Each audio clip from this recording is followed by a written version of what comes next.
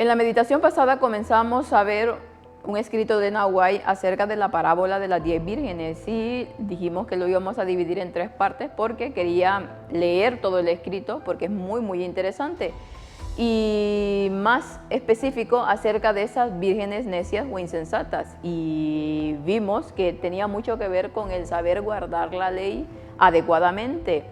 Y también el día de hoy seguiremos un poco por esta línea, pero veremos cosas aún más interesantes que el Señor nos da a conocer para que nosotros no caigamos en el error de las vírgenes necias.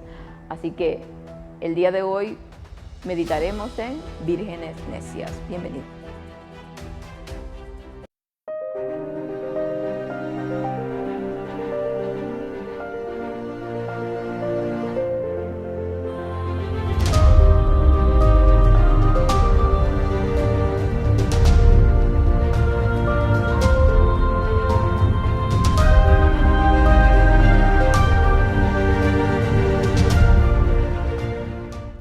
Y es que la ley de Dios es clave para poder realmente prepararnos para la segunda venida, pero el saber guardarla, porque lamentablemente hoy en día hay dos corrientes y es lo que intentaremos ver como el Nahuay lo explica aquí. Pero antes de todo vamos a iniciar nuestra meditación con una oración. Bendito Padre que está en el cielo, alabado y glorificado Señor sea su nombre. Gracias le damos por todas las bendiciones que nos da cada día, por cada una de sus misericordias, Señor, que tiene para con nosotros, que constantemente le fallamos, Señor, pero ayúdenos a ser mejor cada día, ayúdenos para que nuestro corazón sea completamente sincero. Solo usted nos conoce, Señor, y solo usted puede darnos de su espíritu para que esto pueda ser así. Guarde de su pueblo alrededor de toda esta tierra, ayúdenos a seguir adelante, Señor, y que aquellos que aún no le conocen puedan hacerlo, Señor, y puedan aceptar esta bendita verdad. Todo esto se lo rogamos, no por méritos propios, sino por los méritos de su Hijo amado en la cruz, con el perdón de nuestros pecados. En el nombre de Jesús. Amén. Mas las prudentes respondieron diciendo: para que no nos falte a nosotras y a vosotras, id más bien a los que venden y comprad para vosotras mismas. Pero mientras ellas iban a comprar, vino el esposo, y las que estaban preparadas entraron con él a las bodas, y se cerró la puerta. Mateo 25, 9 y 10. Y claramente aquí vemos una respuesta sabia, lógicamente, del otro grupo de vírgenes que sí había hecho los preparativos y no podían darle de su aceite, porque si le daban, resulta que se iban a quedar y ellas también iban a quedarse en tinieblas, afuera. Y le dijeron que fueran a comprar a los que vendían, pero mientras ellas iban a hacer esto, ¿qué pasó? Pues vino el esposo y las que estaban preparadas entraron y las que eran imprudentes se quedaron afuera. Y aquí vemos, bueno, tantas lecciones, porque para empezar, si nosotros recordamos esta parábola, cuando las vírgenes, y es lo que vamos a ir viendo más adelante en estos escritos, resulta que todas se durmieron, todas cabecearon, pero llega un momento en el que hay alguien que da el aviso del acercamiento del esposo, y es cuando se despiertan, ¿no? Y unas ven que están preparadas y las otras ven que no.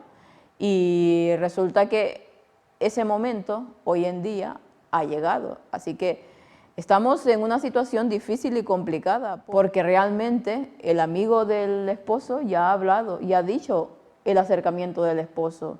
¿Y cuántos son los que se han despertado? Y aún así, ¿cuántos son los que se han dado cuenta que tenían o no tenían aceite? Estamos en ese proceso. Vamos a ver más.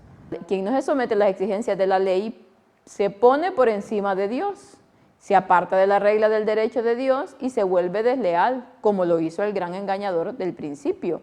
Ojalá que algunos de los que dicen cumplir los mandamientos pudieran ver cómo están sus casos en el registro de arriba, o que todos los que no cumplen con los principios de la justicia se dieran cuenta de que no satisfacen las amplias y trascendentales demandas de la ley de Dios sobre ellos. El arrepentimiento por el pecado es el primer paso de la conversión. El arrepentimiento es un odio intenso al pecado en todas sus formas. El fariseísmo permite la autocomplacencia y los santurrones parecen tener una forma de piedad, pero en el fondo son corruptos. Pueden hablar de su esperanza del cielo, cuando de hecho no han dado el primer paso hacia el cielo. Y aquí tenemos una cita contundente a lo que Elena White está queriéndose referir en este escrito. Quien no se somete, dice, a las exigencias de la ley se pone por encima de Dios, porque se aparta, dice, de la regla de derecho y se vuelve desleal, tal y como lo hizo Satanás. Él pretendía estar por arriba de la ley de Dios, por lo tanto, él no tenía necesidad de guardarla, o él quería guardarla a su manera, y es lo que estamos viendo aquí. Cuando las personas realmente se dan cuenta que no cumplen con los principios de justicia y ven que no pueden satisfacer las demandas amplias y trascendentales de la ley de Dios sobre ellos, es cuando ven su ineficacia, es cuando ven su total inutilidad para hacer esto, y es cuando ven a Cristo, que es el único que les puede dar todo ello. Y nos habla aquí de que el arrepentimiento por el pecado es el primer paso a la conversión. Si no hay arrepentimiento, pues lógicamente no podemos ir por el camino del cielo. Y el arrepentimiento, ¿qué es? Dice, es un odio intenso al pecado en todas sus formas. No solamente es un odio intenso a las consecuencias de ese pecado, sino que a todo lo que conlleva ese pecado. Y el fariseísmo, nos habla aquí, permite la autocomplacencia, y los santurrones parecen tener una forma de piedad, pero en el fondo son corruptos, y esa es la maldición que tiene el fariseísmo, que aparentemente ellos están cumpliendo con las exigencias de la ley, que aparentemente ellos tienen una apariencia de piedad, que aparentemente ellos están siguiendo por un camino de verdad. Ellos están haciendo esto, lo otro, y ante las personas se muestran así como santurrones. Aquí lo dice, no soy yo la que lo estoy hablando, pero que en el fondo son corruptos, dice, porque están tratándose de agradar a sí mismos, están tratando de ganarse el cielo con sus propias manos, y eso es lo que aborrece Dios.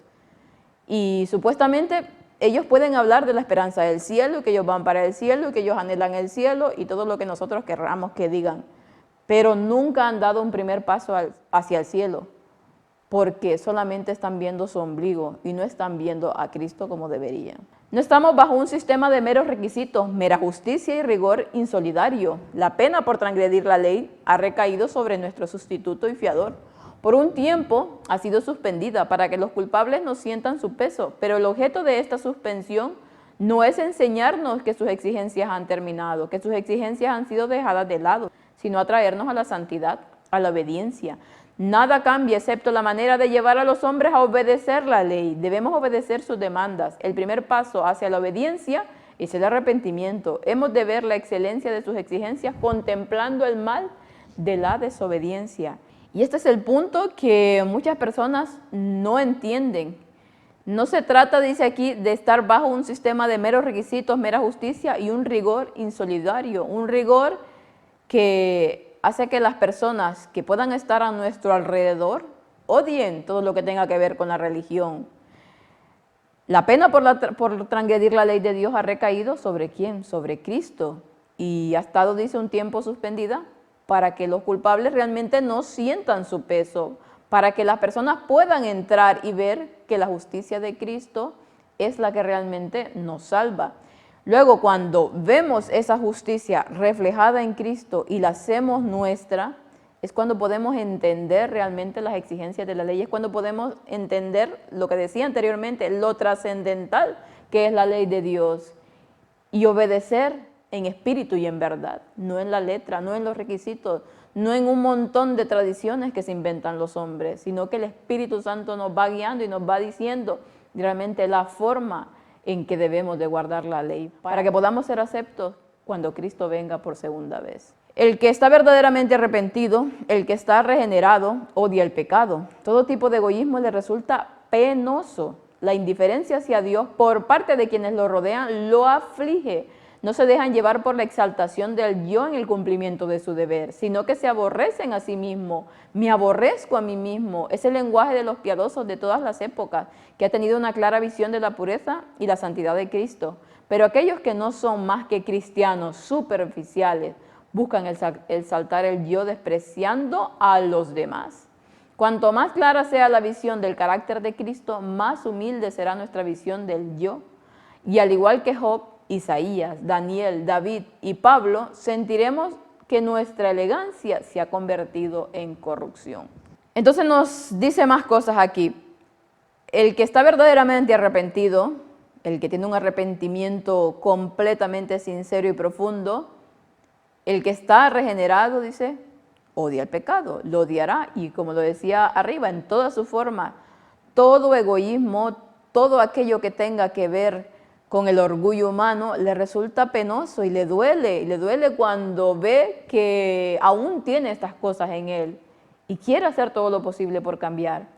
Y la indiferencia hacia Dios por parte de aquellas personas que lo rodean resulta que lo aflige, lo apena.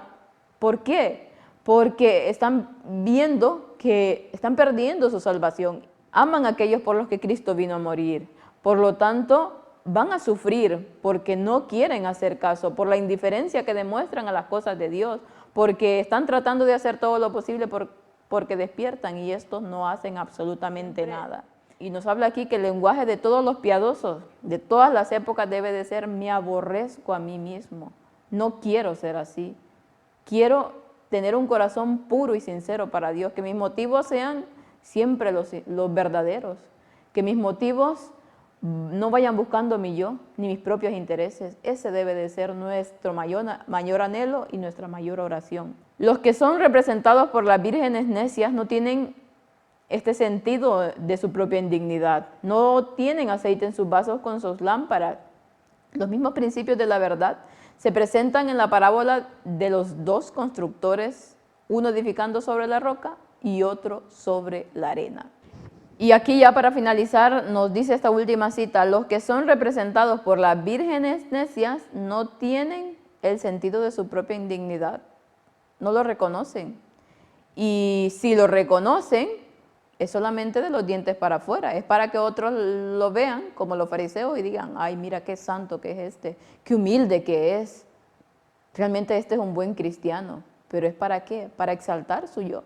No realmente porque estén sintiendo la indignidad de sus pecados, porque no tienen aceite en sus vasos con sus lámparas. A lo largo de su vida, desde que conocieron a Cristo, no han querido realmente llenar su vaso de aceite, sino que lo han llenado ¿de qué? En lugar de llenarlo del Espíritu Santo, en lugar de llenarlo de la gracia de Cristo, en lugar de tener ese aceite, ¿qué han llenado? El aceite de su yo, que de nada les va a servir, porque al fin y al cabo eso no hará que realmente estén preparados para cuando Cristo venga, sino que los hará totalmente que sean aborrecidos por Cristo, porque han puesto su yo en lugar de Cristo en sus corazones.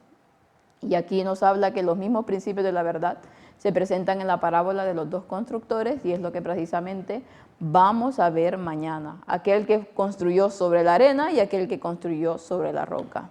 Uno de los dos también fue prudente y el otro necio y tal, y como nos dice en esta parábola de las 10 vírgenes. Que Dios nos ayude porque, como lo decía anteriormente, y mañana lo terminaremos de ver en este escrito, el amigo del esposo ha dicho que Cristo viene ya, el acercamiento de su venida.